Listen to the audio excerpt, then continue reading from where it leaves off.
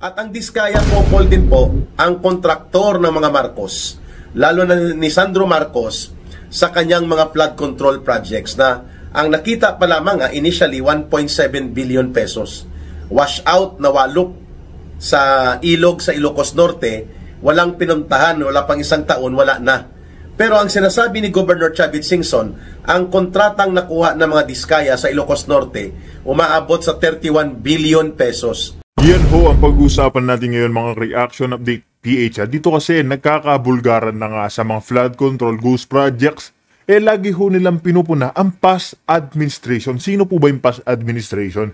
Si Pangulong Duterte. Kahit na ano nga naman kasing tanungin dito sa mag-asawang Diskaya, mga ka-update, wala ho silang maibigay na dawit si Pangulong Duterte sa mga anomalya, mga porsyento na nangyayari tulad ngayon. Kaya eto mga ka-update, binulgar na ho ni Mayor Magalong ang mga matitinding, malalaking sindikato ng mga Marcos.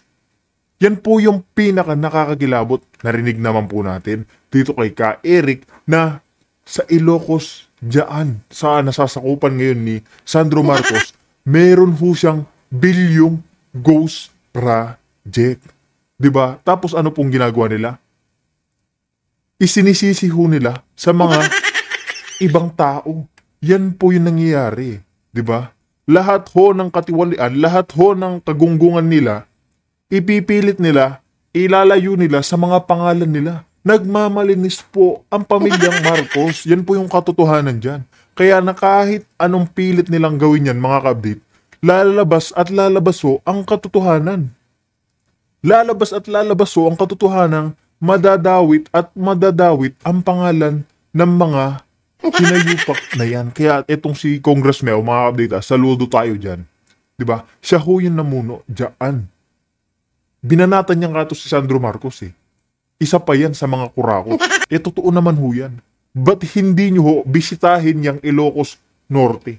Yung nasasakupan ni Sandro Marcos.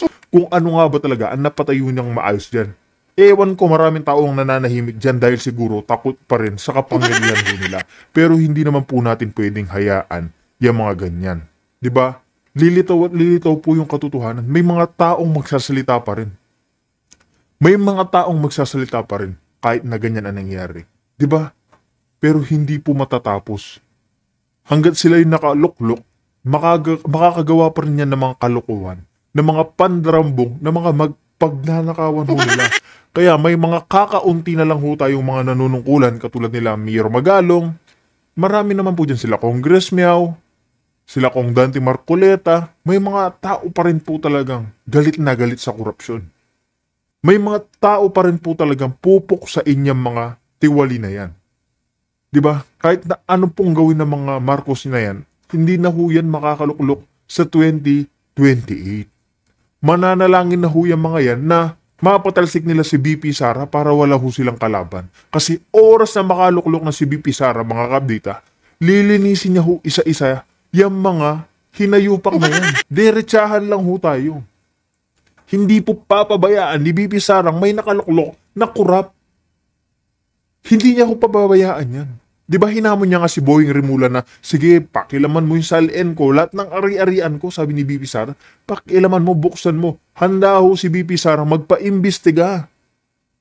Di ba, isipin mo yun, yung iniimbestigahan nila si BP Sara, yung 125 confidential funds, o ano yung nangyayari ngayon, trillion, billion yung nawawala, pero hindi nila magawan ng paraan, hindi nila maimbestigahan. Kasi nga ho, mga ka-update, hindi nila pwedeng imbestigahan yung sarili nila.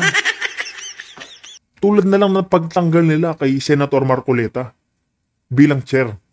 Ngayon, hindi na mapag-usapan yung flood control dyan sa Blue Ribbon. Nitong si Erwin Tulfo. Ano po yung gusto niyang buksan?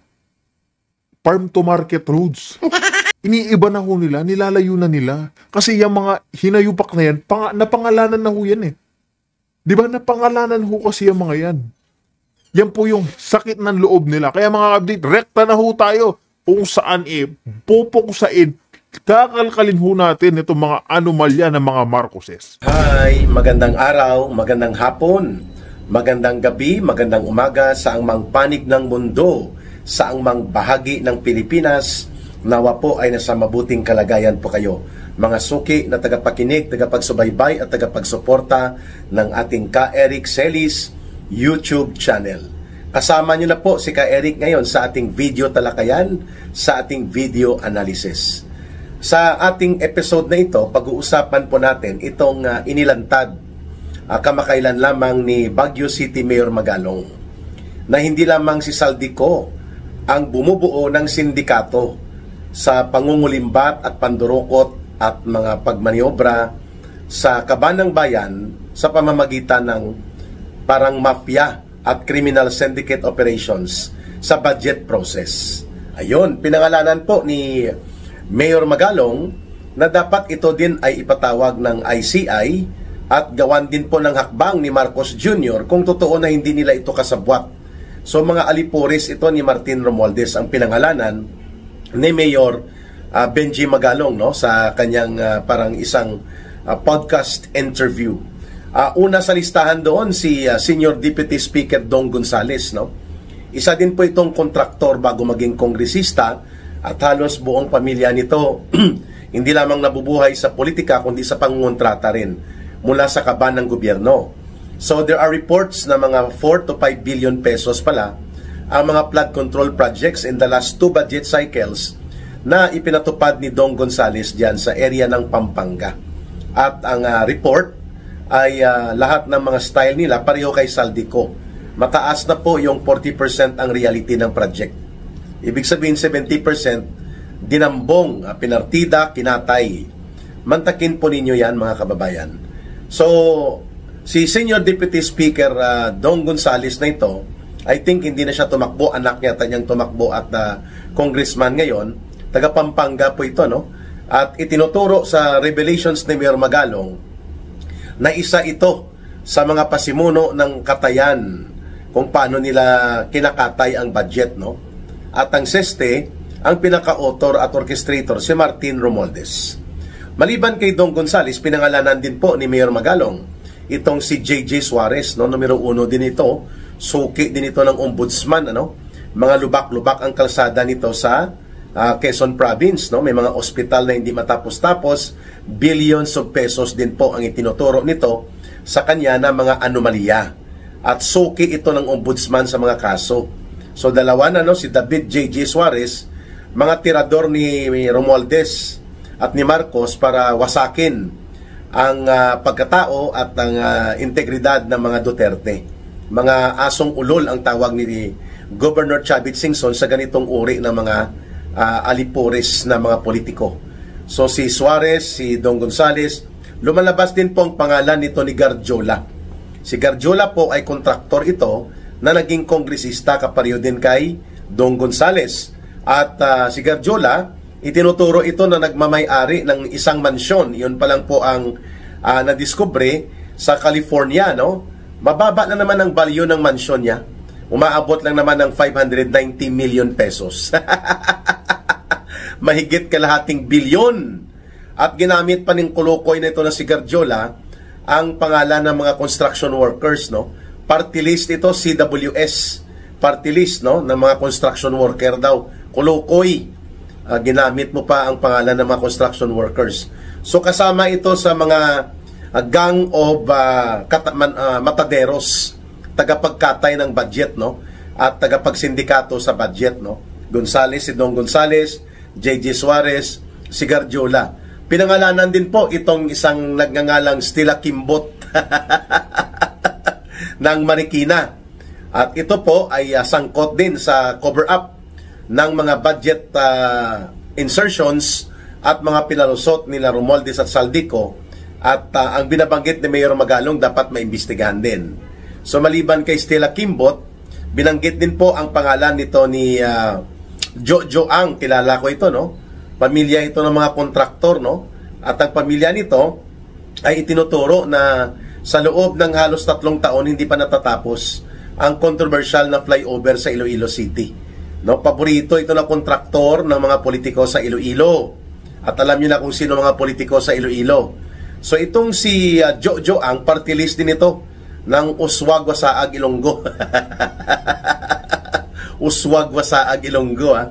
At kontraktor ito, wala naman itong alam talaga sa Congress. Pumasok ito sa Kongreso para magdiskarte sa pangungontrata. Kilala ko itong pamilya na to, no? I know the background of this family at anong negosyo nila. Kaya hindi katakataka na ito ay pinangalanan ni Baguio City Mayor Magalong, si Jo Ang ng Uswag Wasaag Ilonggo Party List. No? Isa pa si Eric Yap, party list din ito bago maging congressman doon sa Benguet sa may Mountain Province. No? At ito, pinangalanan na ni Pangulong Duterte dati na nagmamaniobra at naghuhukos-pokos ng mga gimmick na mga proyekto at palusot na mga diskarte sa pagsasagawa ng pamimera sa DPWH. Yan ang tinukoy ito ni Pangulong Duterte. Iwan kung bakit nakabalik ito kasi ginamit ito. AXIS ito, party list nila Tulpo. At ito ay nakadeploy bilang caretaker noon sa Benguet at ngayon siya ng congressman doon, hindi man taga Benguet ito. Itong si Eric Yap. May binabanggit pa itong si Mayor Magalong, maliban dito, no? Sino na yon? JJ Suarez ng Quezon Province, Dong Gonzales ng Central Luzon, Pampanga, itong si Garjola, itong si Eric Yap, itong si Jo Ang, itong si Stella Kimbot, at ito pang si Punyong Gabonada, no, na parang bagman daw ni Martin Romualdez, at itinuturo na ito ang nag-aareglo ng mga katayan, pati ang mga pagtaripa ng mga dapat kulimbatin na mga porsyentuhan. At syempre si Saldico. At lumalabas na ito sila ay hindi po nabibigyang pansin para maimbestigahan, masampahan ng kaso, mapanagot, makulong, maparusahan at mabawian ng mga dinambong na kayamanan. Kaya nga sabi natin, kung may bayag at may tamang kaisipan at may paninindigang tama si Marcos, dapat po inuna ito sila. Ito po ay itinuturo na mismo ng mga contractors na kumuha mismo, no? Ang mga Diskaya couple ay mayroong ledger o logbook ng mga nire-release na pera. At marami po doon mga kongresista taga DPWH. Subalit nang magmaniobra itong si Ping Lacson at si Itbulaga Senator Tito Soto, bigla pong na sidestep at biglang hindi na binigyan ng pansin ang revelations at sinumpaang salaysay ng mag-asawang Diskaya na punta na doon sa taktikang halo-halo, chapsuy. At ang Diskaya couple din po ang kontraktor ng mga Marcos, lalo na ni Sandro Marcos, sa kanyang mga flood control projects na ang nakita pa lamang initially 1.7 billion pesos. Wash out na walok sa ilog sa Ilocos Norte, walang pinuntahan, wala pang isang taon, wala na.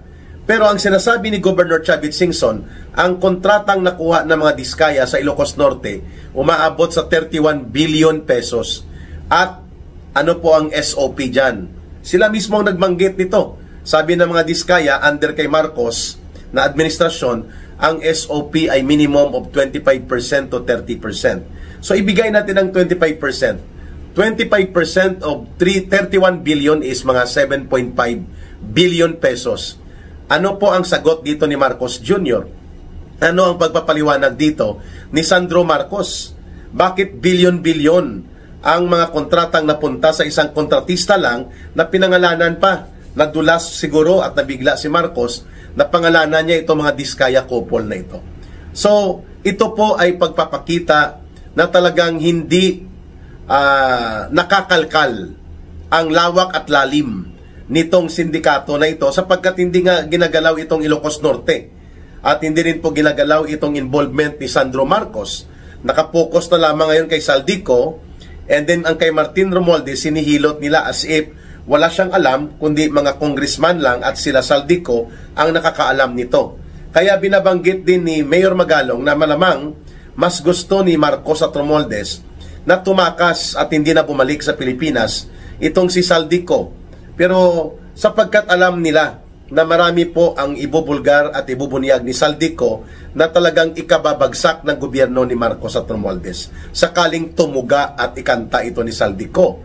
Pero with or without Saldico pansamantala, habang hindi pa ito hinahabol dahil pinatago at pinatakas na ito nila Marcos, nandyan po yung mga gang of alipores na mga sindikato sa budget at operation sa pangungulimbat sa kaban ng bayan na pinangalanan ni Mayor Magalong. Mabuti pa to si Mayor Magalong, may bayag to kumpara kay Ping Lacson, ano? Si Ping Lacson, pakwento-kwento na may 67 daw initially na mga members ng House of Representatives na involved sa mga flood control projects at sa mga anomalya ng pandarambong. Wala man siyang pinangalanan. Mabuti pa ito si Mayor Benji Magalong, pinangalanan niya ang mga involved sa sindikato ni Romualdez. Si Saldico, si JJ Suarez, ito ayon to kay Mayor Magalong ng Baguio City, si Dong Gonzales, si Garjola, si Congressman Momo, si Stella Kimbo, si Jojo Ang, si Eric Yap, no? At itong si Aponyong Gabunada na bagman ni Romualdez. So all of this na mga revelations ay alam din po ito sa loob ng Kongreso. Subalit sila din po ang nagtatakip, sila din po ang nagpapalusot.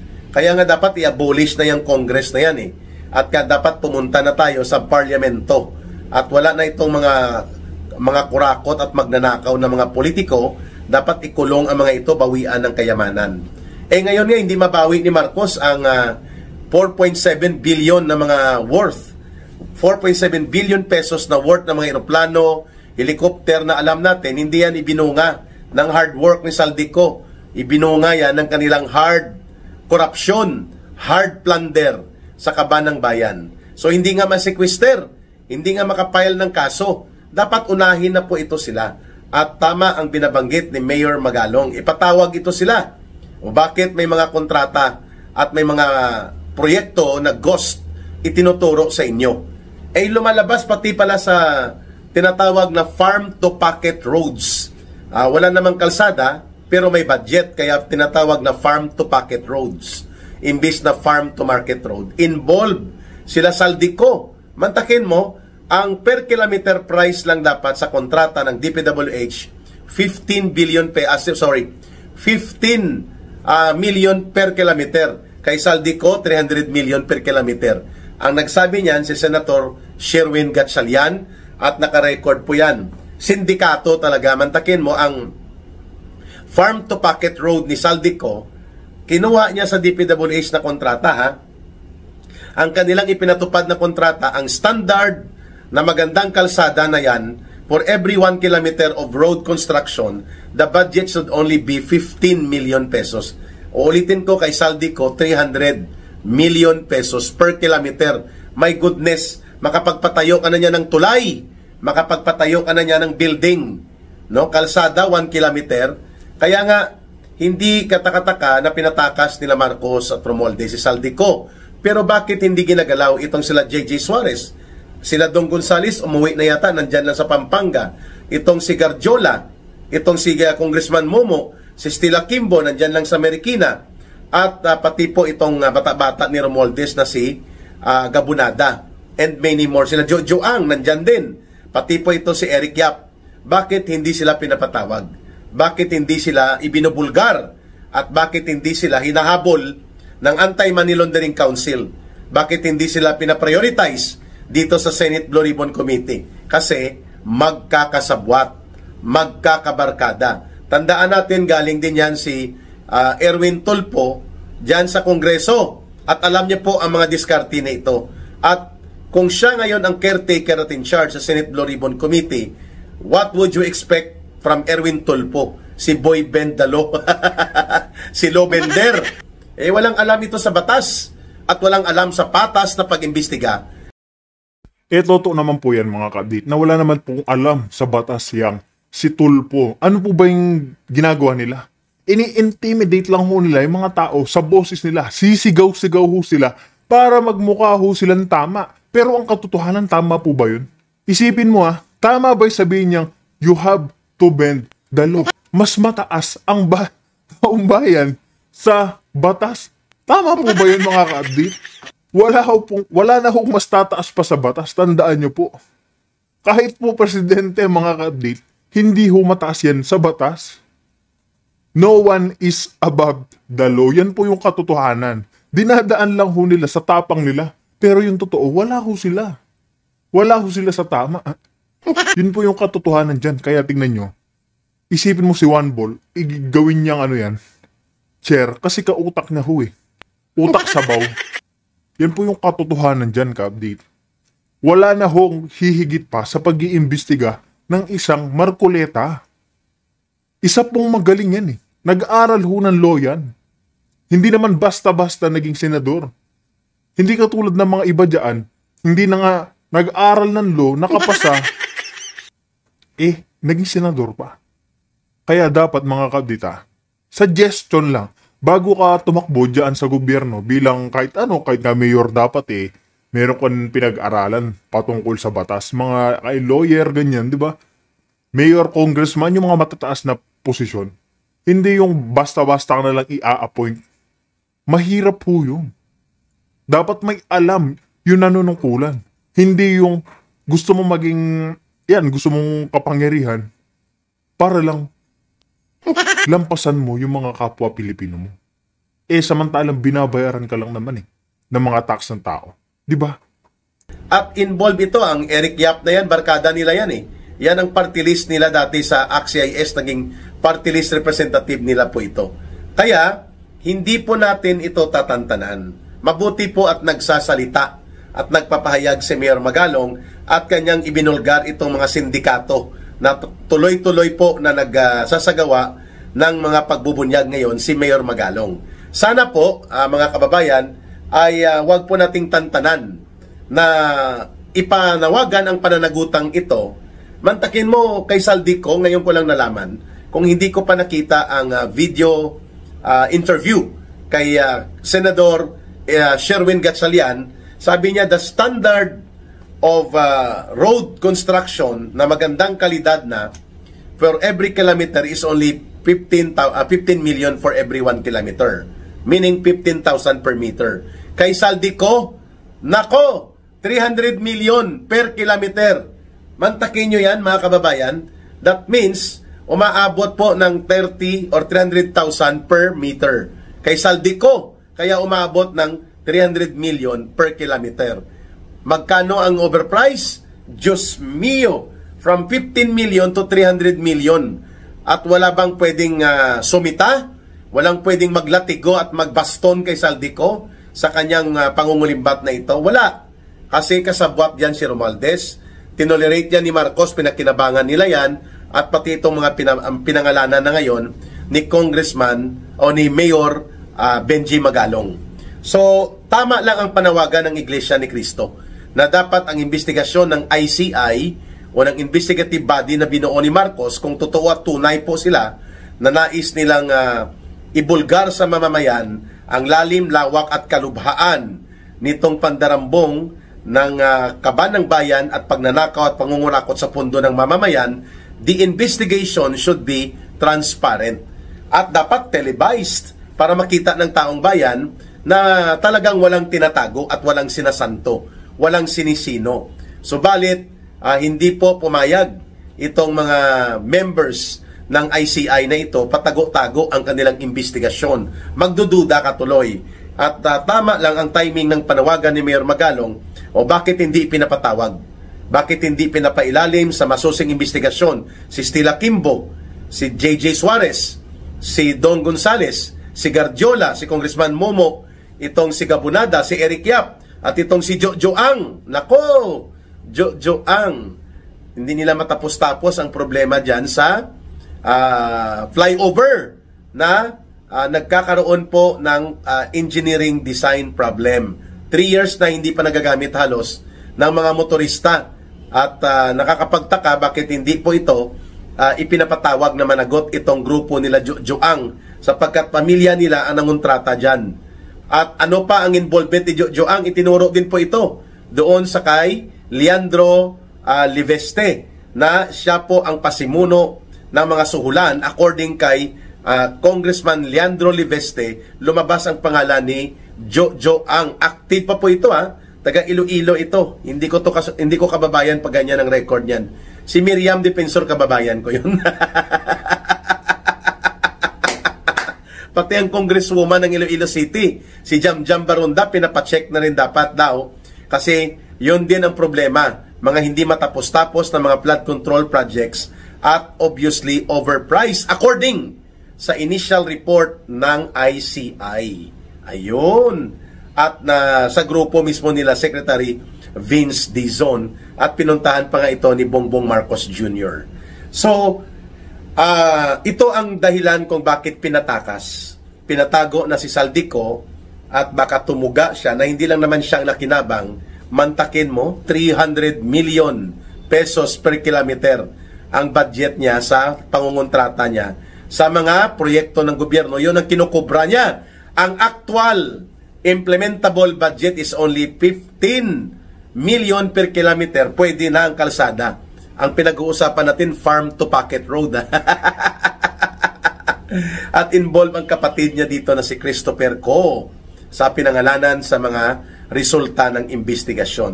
Kaya hindi po natin masisisi ang taong bayan kung ganito ang antas ng pagkagalit, kung ganito ang lalim at lawak ng diskontento at pagkayanig ng taong bayan sa sambulat ng iskandalo na nangyari sa pangungontratang ito ng pangungulimbat sa ilalim ni Marcos. Third point ni Eric, walang saysay po ang anumang investigasyon ni Erwin Tulfo, ni Ping Lacson at nila Tito Soto kung hindi po maisasampa ang kaso laban kay Romualdez, kina Saldico at sa mga aliporis nila, at hindi gagalaw ang Anti-Money Laundering Council para po singilin, pabayarin po sila Saldico, i-confiscate ang kanilang bilyon-bilyon na mga yamang nakaw o yamang hindi may paliwanag na malamang sa malamang nanggaling po sa kaban ng bayan.